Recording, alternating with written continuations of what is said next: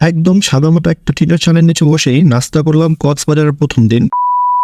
হ্যাঁ, কক্সবাজারে এসে একদম ফার্স্ট নাস্তা করলাম আমরা একদম সিম্পল একটা খাবার হোটেল থেকে। কি কি আছে? পরোটা সবই আছে। ডিম আমলেট।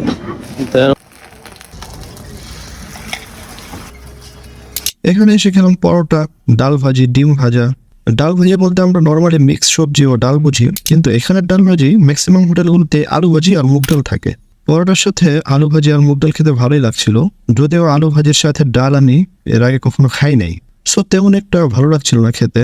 কিন্তু যখন ডিম ভাজার সাথে নিলাম তখন খেয়ে কিন্তু খুবই মজা পেলাম। আর এখানের পরোটা 10 টাকা, ডিম ভাজা 20 টাকা, আর আলু ভাজি আর ডালের যে মিক্স বাটি ছিল সেটা 30 টাকা।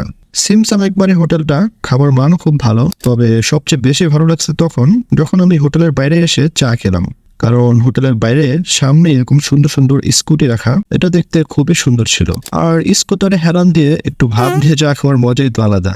আর বাই দ্য ওয়ে, স্কুলের গুলো চাইলে আপনারা রেন্টেও নিতে পারবেন। আর এই হোটেলটা হলো নিঃস্বর্গ হোটেলে ঢোকার সময় ঠিক বাম পাশেই, যেখানে আপনারা এই স্কুটারের দোকানগুলো পেয়ে যাবেন। তো আজকের মতো ভিডিওটা এখানেই শেষ করি, দেখা হবে নেক্সট কোনো ভিডিওতে। টাটা বাই, আল্লাহ হাফেজ।